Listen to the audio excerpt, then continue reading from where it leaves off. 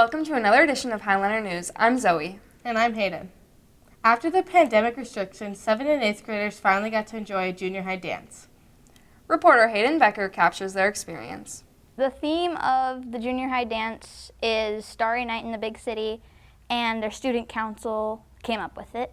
It was fun, stressful, and very limited time. There's going to be a photo booth, a DJ. Everyone's going to dress in their fancy formal clothes. My favorite part of planning the dance is having a say in what we get to do and all the ideas that me and my friends can make. We plan to do more dances like this in the future if everybody comes and has a good time. The worst part of planning the dance is when people come if they don't like it or don't like the ideas that we came up with. At the dance, I danced with my friends and I took pictures. My favorite part about the dance was getting to see my friends and hang out with them. I would recommend other students to go to the dance because it was really fun. If I had to rate the dance, I would give it an 8 out of 10 because I think the music could have been better and all the boys weren't really dancing at all. They just stood there in a circle. My favorite song they played at the dance was Mamma Mia, and the song was Dancing Queen. Reporting for Highliner News, this is Hayden Becker.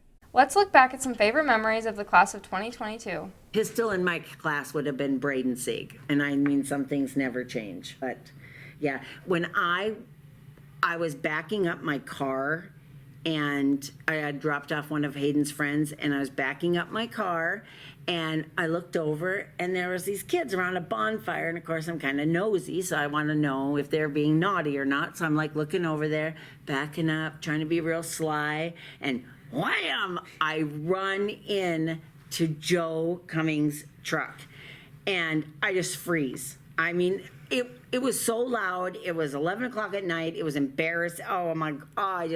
And of course Hayden is like gonna die, and she's like wanting to, I pull up and I'm like, Joe, I am so sorry. I'm gonna give you my insurance. And he says, Mrs. Becker, I would never do that to my old second grade teacher. And I said, Joe, look at your truck. He goes, well, that's nothing. He goes, look at your car. Okay, but I did it. I was the one that did it. Braden Sieg opens up my door and says to Hayden, I think your mom is blind. I remember the senior class because they were probably one of my most fun classes I've ever had. You guys missed out once Kiona moved. I purposely partnered up Kiona and Andrew all the time because they bickered nonstop, and that was very amusing. Reporting for Highliner News, this is Jenna Lindgren. Lots of Highliners have unique talents. 9th grader Gabe Britt is no different. Maddie Claybo and Jenna Lindgren bring you the story. When did you start beatboxing? Probably like 6 or 7 years old, actually. It was just sounds at first. It was just like rhythm with my mouth first, and then over time I kind of just started with the usual boots and cats. People say, oh, it doesn't help. It does. Why did you start beatboxing? Honestly, I don't know.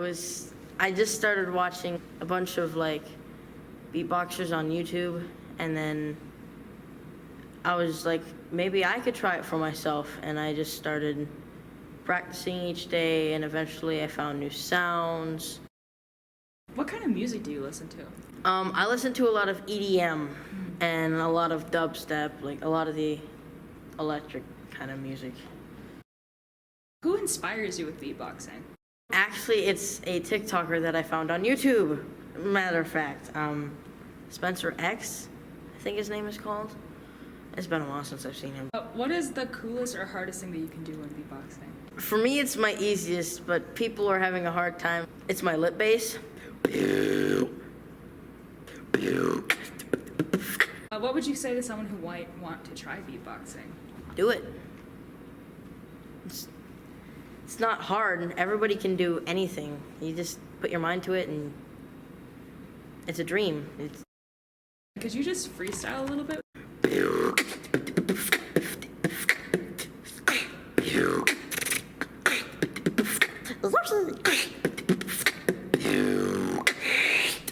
Reporting for Highliner News, this is Maddie Claybo.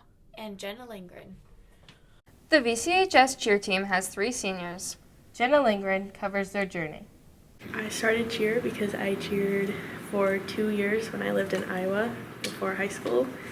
and I really liked it. And I wanted to have a sport to do in high school, and cheer was a good option for me.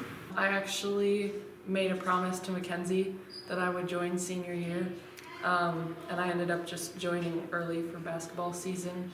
Well, in 7th grade, we went to Mini Liners cheer camp, me and Brig, and we made a pact that day that we joined together and stick it through. Once they joined cheerleading, there was a number of things that kept them coming back. My favorite part is the relationships I build with my girls that are younger than me and older than me when I was younger, because it's like a family more than a friendship, and it's really nice to have those connections. The fact that we can actually have fun at practice and that it's not just like work, work, work all the time, and we can laugh. My friends, we have such a fun time together. It's such a fun sport, and we all get to know each other really well and just have some great adventures. Reporting for Highlander News, this is Jenna Lindgren. All the way from Germany, let's get to know Josie Spangler.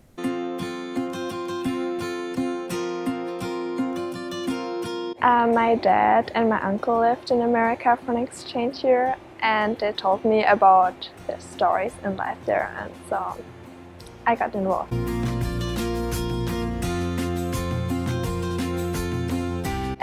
So I chose whole America because I couldn't decide which state, and then my host family lived in Valley, so I came here.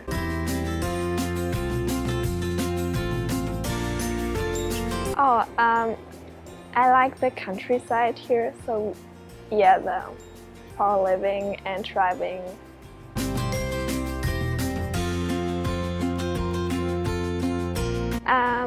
Of course my family and my friends, yeah.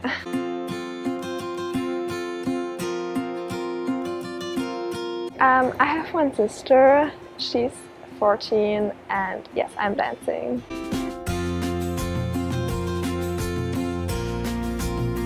I think the easiest one was that I wanted to come here since I'm in 8th grade, I think.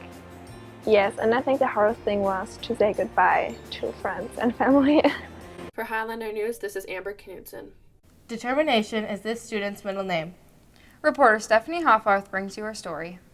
I have a genetic condition that was passed down from my mom to me and my sister, and it causes our ligaments to be too flexible and our cartilage to be disformed. I've had 8 surgeries on my ankles, knees, and hands combined. I've been in cross country since 7th grade. I ran all year 7th grade. 8th grade, my kneecap started to dislocate, so I decided to be a manager about halfway through the 8th grade season. And I managed for 3 years on the cross country team, counting 8th grade, because I was having lots of surgeries.